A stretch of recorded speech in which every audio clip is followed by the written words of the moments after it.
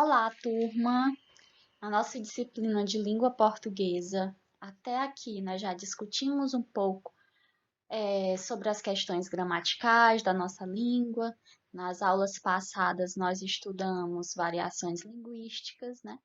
E agora nós iremos adentrar a um outro conteúdo que também diz respeito à língua portuguesa, que é a literatura, a arte da palavra. Então, para introduzirmos esse conteúdo, para falarmos sobre literatura, é importante de antemão compreendermos e sabermos que a literatura é uma arte. Então, a partir daí, se nós temos essa compreensão de que a literatura é uma arte, nós precisamos agora discutir um pouquinho sobre arte, para a partir daí estudarmos esses conteúdos que estão relacionados à literatura, ok? E nós iremos iniciar com essas imagens. Gente, essas imagens estão presentes no livro didático de língua portuguesa de vocês, tá certo? Nós temos a imagem 1, que é uma pintura de um artista holandês do século XVII, que se chama O Tocador de Alaúde. Nós temos a imagem 2, que é de um artista catalão do século XX, que se chama Interior Holandês. Nós temos a imagem 3, que também é desse artista catalão do século XX, que se chama O Ouro do Azul. E aí, eu pergunto a vocês, de qual pintura vocês gostaram mais?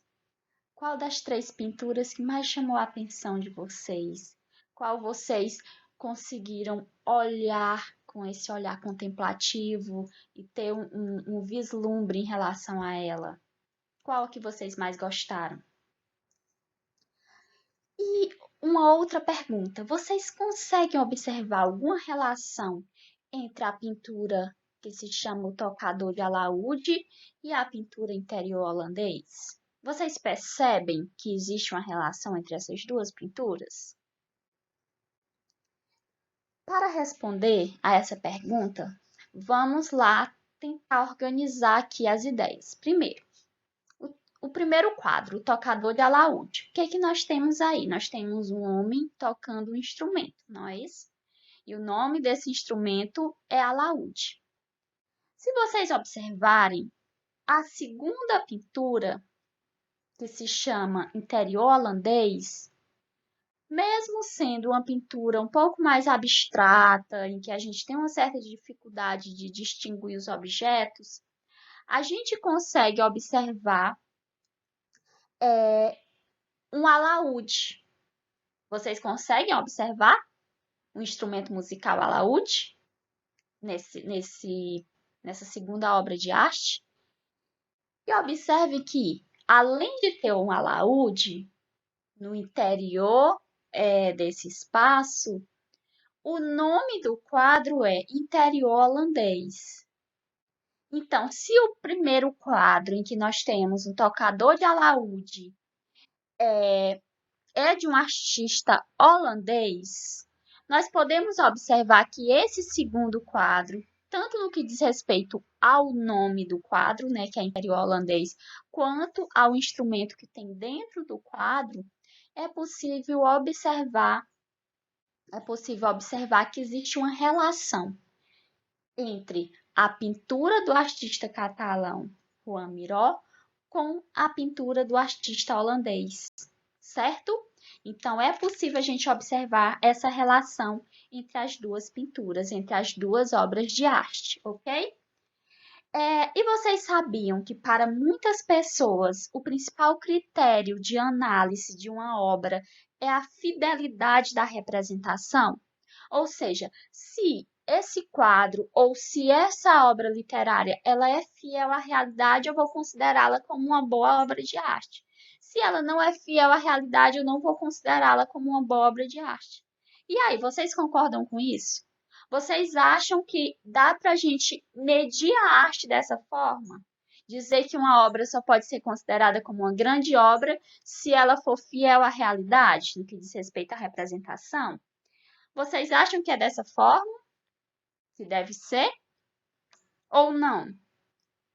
Mas aí, para que a gente consiga dialogar melhor sobre essas questões, seria importante nós sabermos o que é arte, não é isso? Vamos para a próxima discussão, que traz exatamente a concepção do que é arte. O que é arte? A arte é, portanto, um objeto, mas não é um objeto qualquer. A arte é um objeto estético feito para ser visto e apreciado pelo seu valor intrínseco. Então, a arte é esse objeto para ser apreciado.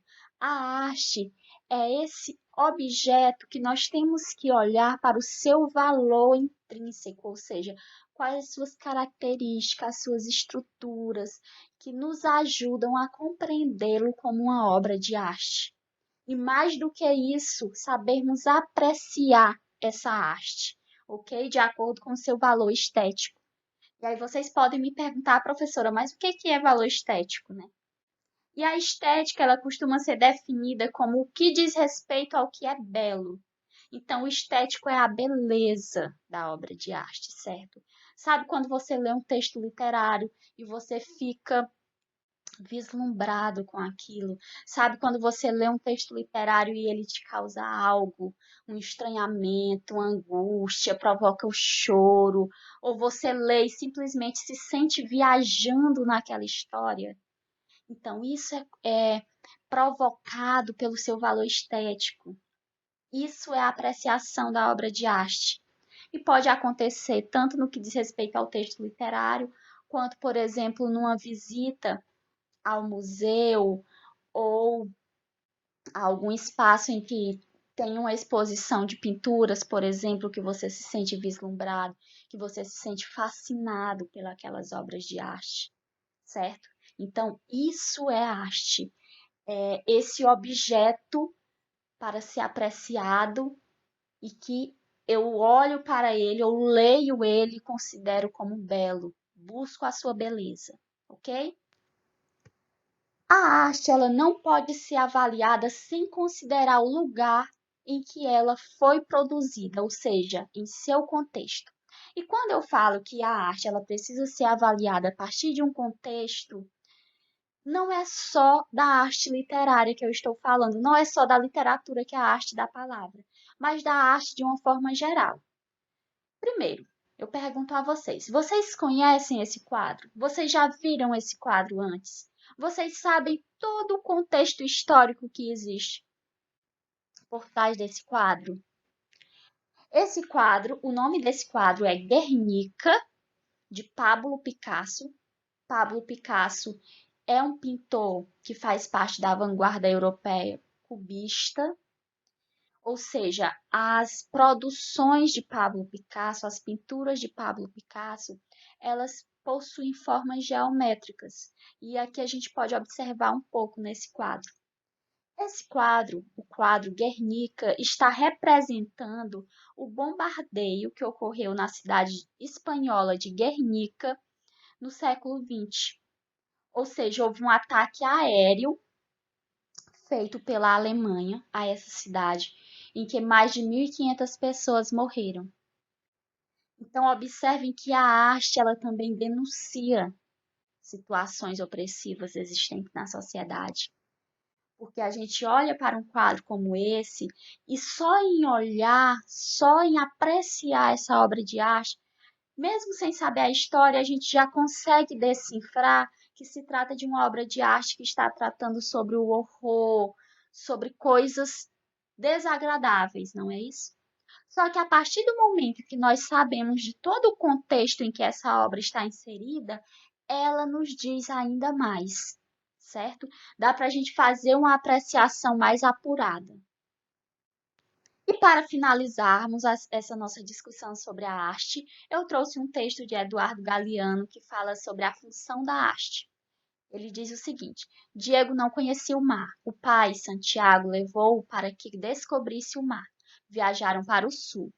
Ele, o mar, estava do outro lado das dunas altas, esperando.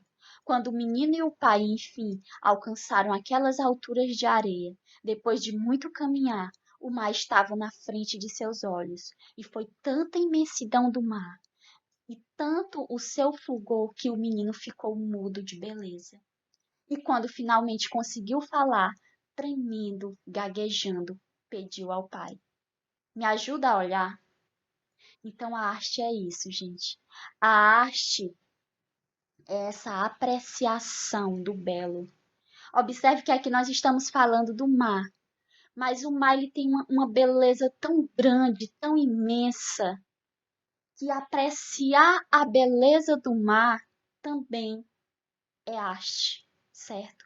Então a arte ela pode aparecer para nós das mais diferentes maneiras e a sua função é exatamente essa, né, de causar apreciação, de buscar algo naquele que eu aprecia, de buscar algo no leitor, seja o estranhamento, seja a dúvida, seja a indignação, mas a arte ela vai provocar algo em você, certo? Essa foi a referência utilizada e um abraço virtual a todos e todas.